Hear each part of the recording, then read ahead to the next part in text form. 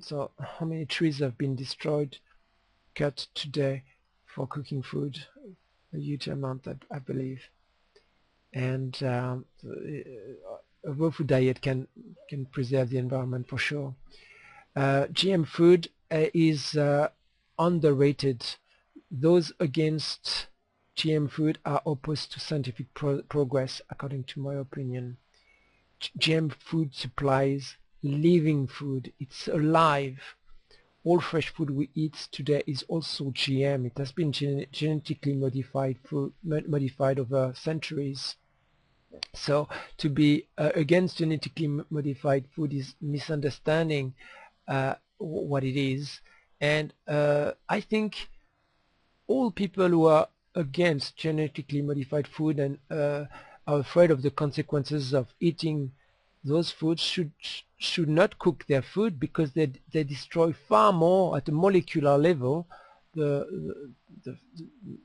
foods that they eat by cooking than by doing a slight genetic modification, which has a very specific purpose. And I think there is enough to say on its own. There could be a webinar about this subject alone, like a lot of other things I'm sharing tonight. GM food versus pesticides is the real fight. Those fighting GM food should rather focus their efforts on real threats, such as irradiations, pesticides, depleted uranium, fluoride, all the chemical poisons that are anti-life, that are killing living beings and causing a lot of suffering in the food chain, affecting the environment and all everybody, every living being on the planet. Think about for example, irradiation. I'll speak about that later. But pesticides are very, very dangerous.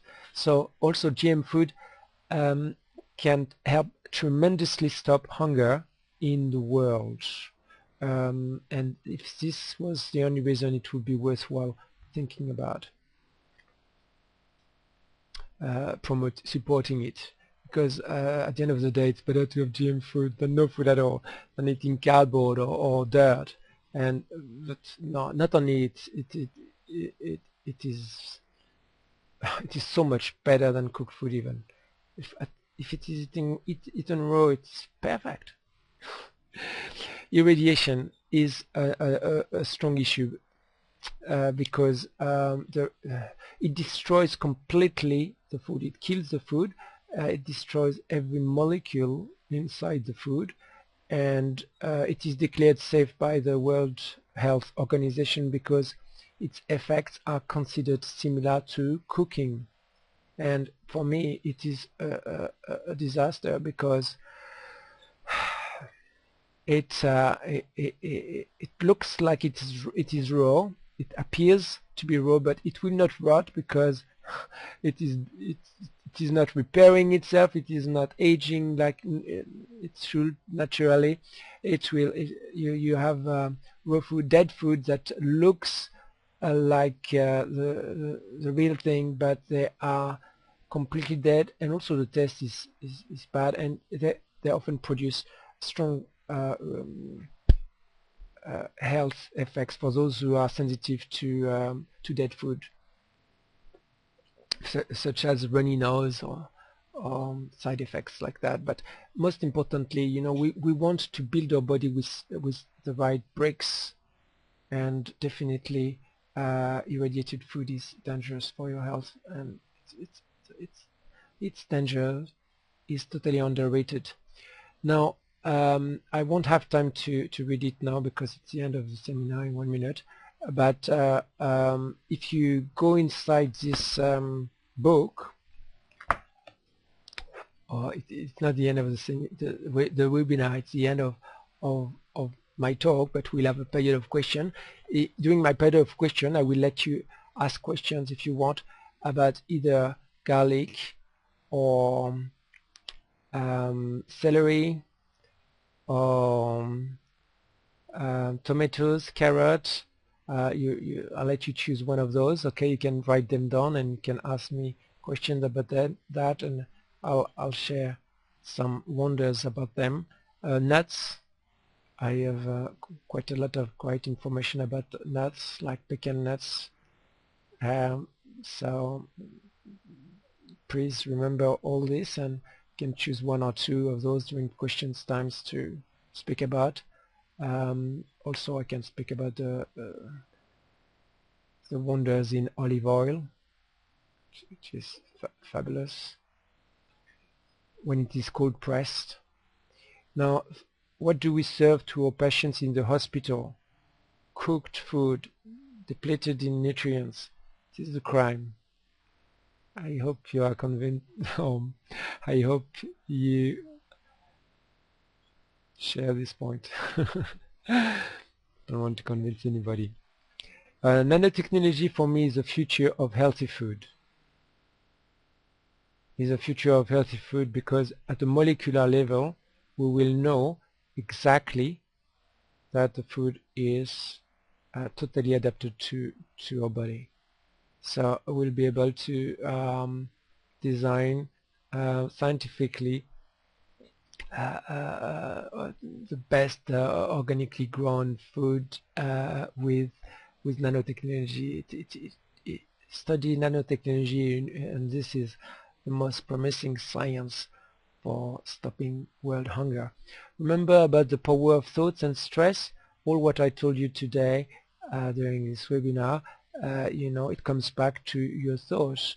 Whatever you eat, if you are at peace with your choice, you can have a huge impact on your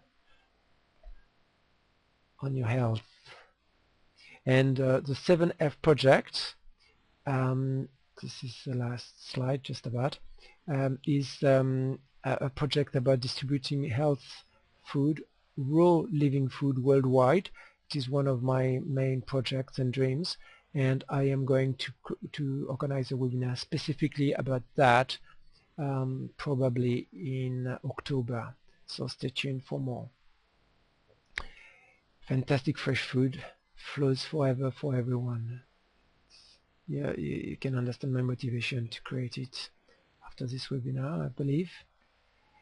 And yes, we can create a paradise together. You know, having a good diet, like a raw food diet, can have an impact on all living beings on the planet. And I believe that the way you can help is by taking care of your own diet yourself.